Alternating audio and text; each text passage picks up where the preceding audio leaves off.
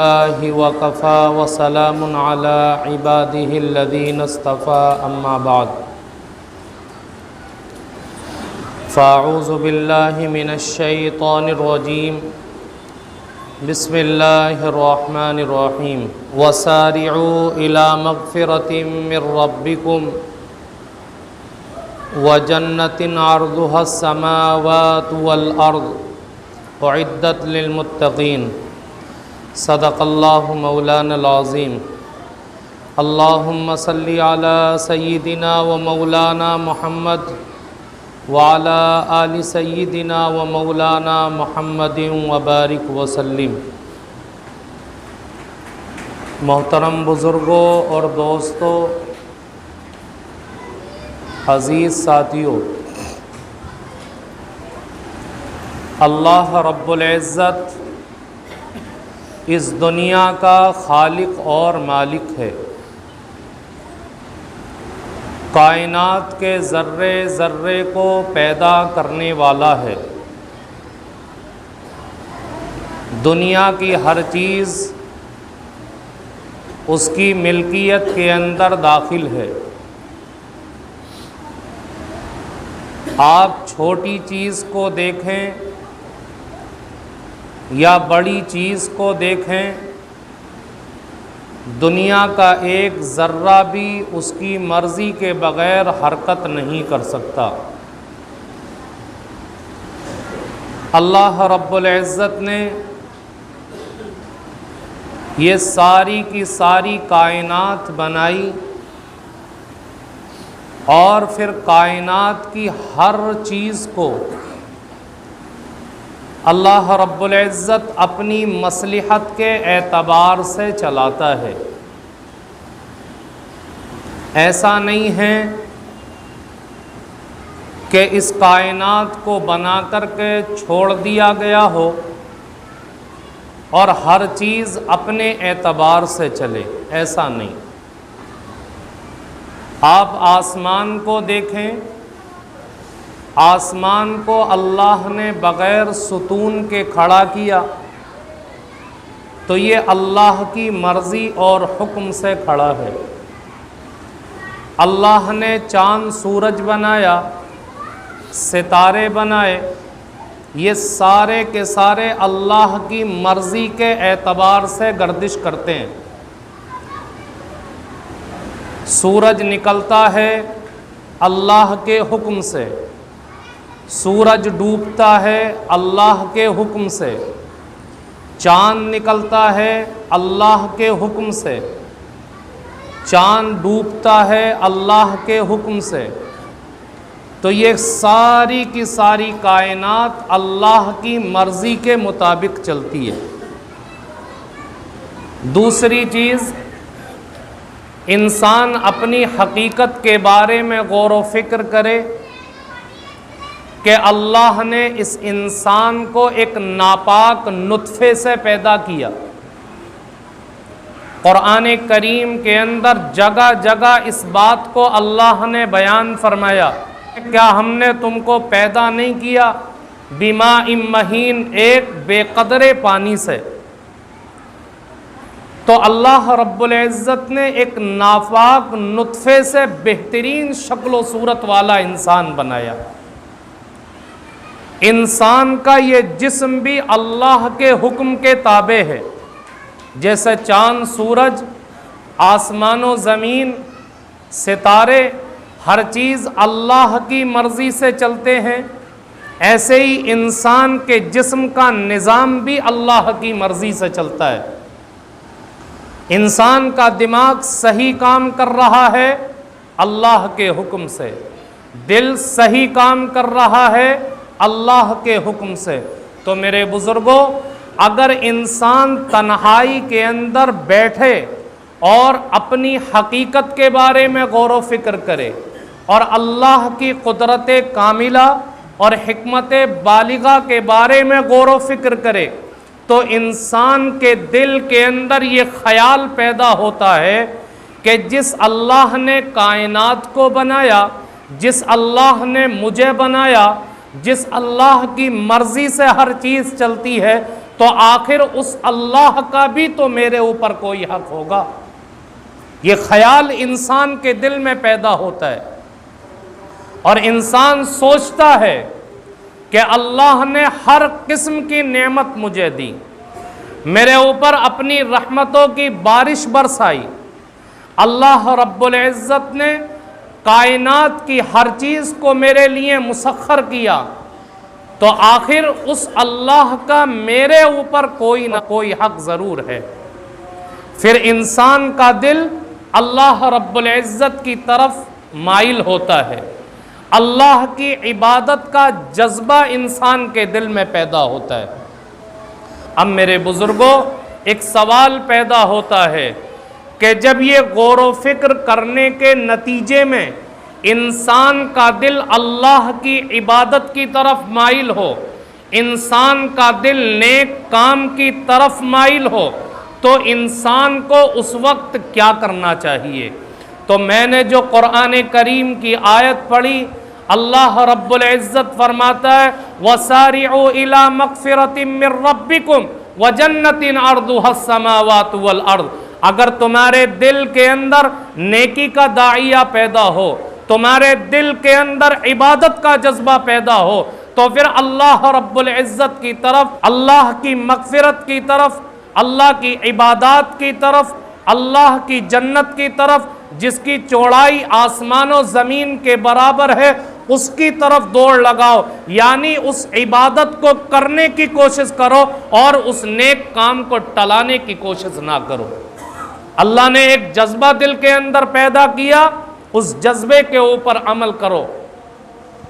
اگر ہم نے اس جذبے کو ٹلا دیا تو یاد رکھیں کہ زندگی کے اندر وہ دوبارہ ہو سکتا ہے ہمارے دل کے اندر پیدا نہ ہو۔ آج بڑی صورتحال مسلمانوں کی یہی ہے کہ اگر ان سے کہا جاتا ہے کہ اپنی زندگی کے اندر نیک کام کرو، نمازوں کا اہتمام کرو، ذکر و اذکار کرو، اپنے آپ کو گناہوں سے بچانے کی کوشش کرو، تو کہتے ہیں کہ جی کل سے شروع کریں گے، یعنی آج جو ایک بات دل کے اندر آ رہی ہے کہ ہاں یہ کام کرنا چاہیے، انسان اس کو کل پر ٹلاتا ہے، اور جب کل پر ٹلاتا ہے تو وہ چیز ٹلتی چلی جاتی ہے، دوبارہ نہیں آتی۔ کیوں؟ اس لیے کہ اللہ رب العزت نے ہر انسان کے ساتھ شیطان کو لگا رکھا ہے، اور شیطان کے حربے ہر ایک کے ساتھ الگ ہوا کرتے ہیں۔ کافر کے ساتھ الگ ہیں، ایمان والے کے ساتھ الگ ہیں۔ شیطان کبھی انسان کے دل کے اندر یہ جذبہ پیدا نہیں کر سکتا، یہ بات نہیں ڈال سکتا کہ دیکھو نماز پڑھنا بری بات ہے، نماز مت پڑھو، یہ جذبہ کبھی پیدا نہیں کرے گا۔ کیوں؟ اس لیے کہ شیطان کو معلوم ہے کہ جب اس کے دل کے اندر ایمان کی چنگاری ہے تو یہ نیک کام کو کبھی برا نہیں سمجھ سکتا، نیک کام کو کبھی برا نہیں سمجھ سکتا، نماز پڑھنے کو کبھی غلط نہیں سمجھ سکتا۔ اس کو یہ بات معلوم ہے، تو وہ کبھی نہیں ڈالے گا کہ نماز مت پڑھو، نماز پڑھنا اچھی چیز نہیں۔ وہ کیا ڈالے گا؟ جیسے ہی دل کے اندر نماز پڑھنے کا جذبہ پیدا ہوا، شیطان دل کے اندر خیال ڈالے گا کہ نماز پڑھنا تو اچھی چیز ہے، لیکن آج سے نہیں، کل سے شروع کریں گے۔ جب کل آئے گا، پھر جذبہ پیدا ہوا، شیطان پھر خیال ڈالے گا کہ آج نہیں، کل سے شروع کرو۔ تو یہ جو جذبات پیدا ہو رہے ہیں، شیطان ان کو ٹلواتا رہتا ہے، اور جب ٹلواتا رہتا ہے تو انسان کی زندگی کے اندر عبادات چھوٹتی رہتی ہیں، نیک کاموں سے دور رہ کر کے زندگی گزرتی رہتی ہے، اور اسی طرح عمر عزیز کا ایک لمبا وقفہ گزر جاتا ہے، اور ایک وقت وہ آتا ہے کہ انسان کو یہ دنیا چھوڑ کر کے جانا پڑتا ہے۔ اب انسان کفِ افسوس ملتا ہے کہ کاش میں اپنی زندگی کے لمحات میں اللہ کو راضی کرنے کے کام کر لیتا، کاش میں اپنی زندگی کے اندر اللہ کی عبادات کر کے اپنے گناہوں کی بخشش کرا لیتا، کاش میں اپنی زندگی کے اندر اللہ کی عبادت کر کے اپنے رب کو راضی کر لیتا۔ لیکن یاد رکھیں کہ جب انسان کی زندگی ختم ہو گئی تو اس افسوس کا کوئی مطلب نہیں نکلتا۔ جب انسان کے دل کے اندر جذبات پیدا ہوتے ہیں تو کیا کرے؟ انسان اس جذبے کے اوپر عمل کرنے کی کوشش کرے۔ میرے بزرگوں، اللہ رب العزت جس طریقے سے انسان کے دل کے اندر نیکی کے جذبات پیدا کرتا ہے، نیکی کے خیالات ڈالتا ہے، اسی طریقے سے اللہ تبارک و تعالی انسان کی زندگی کے اندر کچھ ایسے لمحات لاتا ہے، کچھ ایسے ایام لاتا ہے، کچھ ایسے مہینے لاتا ہے کہ جن مہینوں کے اندر اللہ کی رحمت بندوں کی طرف خصوصیت کے ساتھ متوجہ ہوتی ہے۔ تو انسان کو ان لمحات میں کیا کرنا چاہیے؟ جتنا زیادہ ہو سکے اللہ کی عبادت کر کے اللہ کو راضی کرنے کی کوشش کرنا چاہیے۔ انہی لمحات میں سے ایک رمضان المبارک کا، میرے بزرگوں، یہ رمضان المبارک کا جو وقت آ رہا ہے یہ اللہ کی طرف سے بندوں کے لیے نیکیاں کرنے کا بہترین سیزن ہے، اور اللہ رب العزت کی طرف سے اس مہینے کے اندر اپنے بندوں کے لیے نیکیوں کی سیل لگائی جاتی ہے۔ جیسے کہ اگر کسی کمپنی کا سامان بکتا نہیں ہے تو وہ سال میں ایک مرتبہ اپنے سامان کی سیل لگاتی ہے، اور اس سیل کے اندر کیا ہوتا ہے کہ جو 100 روپے کا سامان تھا وہ 60 روپے کا مل جاتا ہے، کم قیمت پر مل جاتا ہے۔ اب اس کا نتیجہ کیا ہوتا ہے کہ عام لوگوں کا ذہن اس کمپنی کے سامان کی طرف متوجہ نہیں ہوتا، تو سیل کے زمانے میں ان کا ذہن بھی اس کی طرف متوجہ ہوتا ہے اور وہ کم قیمت کا سمجھ کر کے سامان خرید لیتے ہیں، اور انسان تھوڑے پیسے کے اندر زیادہ سامان خرید لیتا ہے سیل میں۔ ایسے ہی اللہ رب العزت کی طرف سے رمضان المبارک کے مہینے میں نیکیوں کی سیل لگتی ہے، اور اس کے اندر انسان تھوڑے سے وقت میں بہت زیادہ نیکیاں جمع کر لیتا ہے، بہت زیادہ نیکیاں۔ کیسے کہ آج ہم نے ایک فرض نماز پڑھی تو اس کا جتنا ثواب ہے رمضان کے اندر اس کا ثواب 70 گنا بڑھا دیا جاتا ہے۔ ایک فرض کا ثواب 70 فرضوں کے برابر، سنت اور نفل کا ثواب فرض کے برابر۔ تو دوسرے دنوں کے اندر جو نیکیاں کمانا مشکل تھا، رمضان کے اندر وہ نیکیاں کمانا آسان ہو گیا۔ لیکن افسوس ہوتا ہے کہ ایسے زمانے کے اندر بھی جس میں اللہ کی طرف سے بندوں کے اوپر رحمتوں کی برسات ہوتی ہے، بندے اس زمانے کے اندر بھی اپنے اوقات کو اسی طرح بے راہ روی کے ساتھ گزار دیتے ہیں اور انہیں کوئی بھی احساس نہیں ہوتا۔ میرے بزرگوں، احساس پیدا کرنے کی کوشش کریں، کہیں ایسا نہ ہو کہ عمر عزیز کے قیمتی لمحات رفتہ رفتہ گزر جائیں اور موت کا فرشتہ سامنے آ کر کے کھڑا ہو جائے۔ پھر جیسا کہ بتایا گیا انسان کو کیا ہوگا؟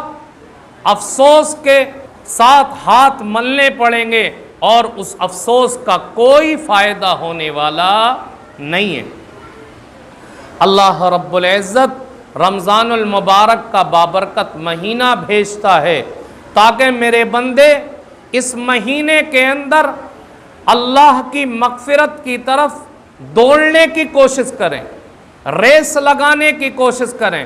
اس لیے ہم اللہ والوں کے حالات پڑھتے ہیں تو ہمیں یہ بات ملتی ہے کہ جب رمضان المبارک کا مہینہ آتا تھا تو رمضان کا مہینہ آنے سے پہلے وہ اپنے اوقات کی ایک ترتیب بنا لیا کرتے تھے، اور رمضان کے مہینے کو زیادہ سے زیادہ عبادت کے اندر گزارنے کی کوشش کیا کرتے تھے۔ یہاں تک آتا ہے، ایک بزرگ گزرے حضرت عبد الواسع رحمت اللہ علیہ، رمضان کے مہینے میں پوری رات اللہ کے سامنے کھڑے ہو کر کے عبادت کرتے رہتے۔ اب آدمی پوری رات سوئے گا نہیں تو نیند کا جھونکا آئے گا، اس کو نیند ستائے گی، تو نیند سے بچنے کے لیے کیا کیا کرتے تھے کہ جیسے ہی عبادت کرنے کے لیے کھڑے ہوتے اپنے گھر کی چھت میں ایک رسی لٹکا لیا کرتے تھے، جیسے یہ ہے اس میں رسی باندھ لی اور اس رسی کا پھندہ اپنے گلے میں ڈال لیا کرتے تھے۔ اب جیسے ہی عبادت کرتے کرتے اونگ آتی، وہ رسی کا پھندہ کھنچتا، درد ہوتا گلے میں، نیند بھاگ جاتی۔ تو یہ کام ہم تو نہیں کر سکتے کیونکہ اللہ والوں کا درجہ بہت بلند تھا، لیکن یہ جو واقعات کتابوں کے اندر لکھے جاتے ہیں اور سنائے جاتے ہیں، یہ اس لیے تاکہ ہمارے دلوں کے اندر بھی نیکی کا جذبہ اور شوق پیدا ہو کہ جب وہ اتنی کوشش کر سکتے ہیں تو ہم ان کے ایک پاؤ بھر تو کر سکتے ہیں نا۔ جب وہ اپنی زندگی کے اوقات کی ترتیب بنا سکتے ہیں تو ہم بھی اپنی زندگی کے اوقات کی ترتیب بنا سکتے ہیں۔ تمام بزرگوں کے حالات آپ پڑھ کر کے دیکھیں، انہوں نے اپنی زندگی کے اوقات بنا رکھے تھے کہ مجھے اتنے گھنٹے سونا ہے، اتنا وقت کھانے میں گزارنا ہے، اتنا وقت کتابوں کے مطالعے میں لگانا ہے، اتنا وقت قرآن کی تلاوت میں لگانا ہے، اتنا وقت اللہ کی عبادت یعنی نماز وغیرہ کے اندر لگانا۔ یہ سارے اوقات انہوں نے بنا رکھے تھے اور ایک پرچے پر لکھ کر کے اسی کے مطابق عمل کرنے کی کوشش کیا کرتے تھے۔ حضرت شیخ الہند رحمت اللہ علیہ ایک مرتبہ حضرت حکیم الامت رحمت اللہ علیہ سے ملنے کے لیے گئے، تو حضرت نے بھی ایک ٹائم ٹیبل بنا رکھا تھا۔ اب جب حضرت گئے تو حضرت شیخ الہند رحمت اللہ علیہ نے حضرت سے کہا کہ میں اس بات کو زیادہ پسند کروں گا کہ آپ کے اوقات میں کسی طرح کا کوئی ناغہ نہیں ہونا چاہیے۔ آپ کا جو وقت جس کام کے لیے متعین ہے آپ اس وقت کو اس کام میں لگائیے۔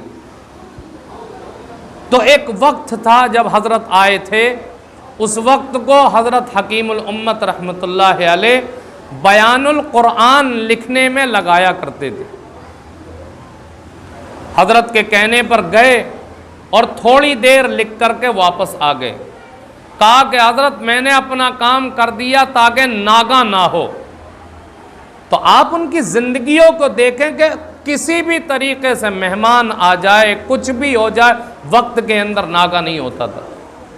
اس لیے ہمارے اکابرین نے لکھا کہ رمضان المبارک کا مہینہ آنے سے پہلے ہم بھی اپنی زندگیوں کے بارے میں غور و فکر کریں کہ کون سے کام کو چھوڑ سکتے ہیں، کون سے کو نہیں چھوڑ سکتے۔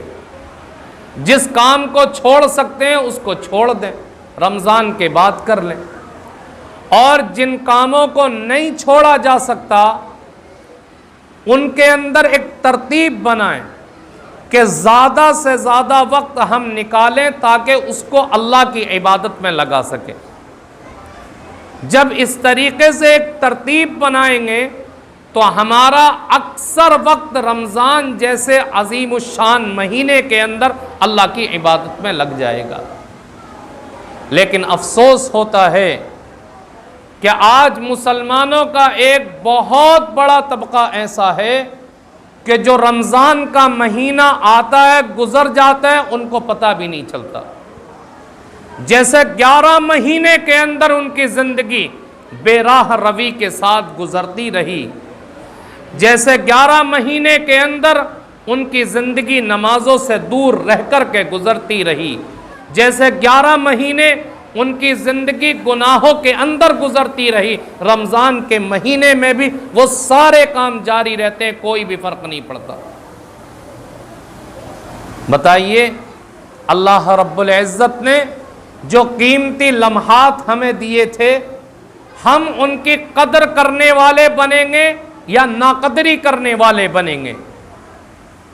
اگر ہم نے یوں بے راہ روی کے ساتھ گزار دیا تو یاد رکھیں ہم اللہ کی طرف سے قیمتی لمحات کی ناقدری کرنے والے بنیں گے، اور ناقدری کرنے والوں کا انجام اچھا نہیں ہوا کرتا۔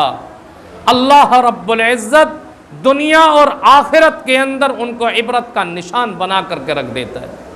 کبھی ایسا ہوتا ہے کہ اپنی دنیاوی زندگی کے اندر بھی اللہ کی طرف سے سخت پکڑ آ جاتی ہے اور انسان ان مصیبتوں کے اندر گھرتا چلا جاتا ہے، اور کبھی ایسا ہوتا ہے کہ دنیا کے اندر کوئی تکلیف نہیں بھی آئی تو آخرت کے اندر خسارے کے سوا کچھ حاصل ہونے والا نہیں ہے۔ اس لیے میرے بزرگوں، چاہے دل کے اندر نیک جذبات پیدا ہوں، چاہے اللہ کی طرف سے قیمتی لمحات آئیں، ہم ان چیزوں کی قدر کریں اور اللہ رب العزت سے ان لمحات کے اندر اپنے گناہوں کو بخشوانے کی کوشش کریں۔ اللہ تعالی ہم سب کو کہنے سننے سے زیادہ عمل کرنے کی توفیق عطا فرمائے۔ وما علینا الا البلاغ۔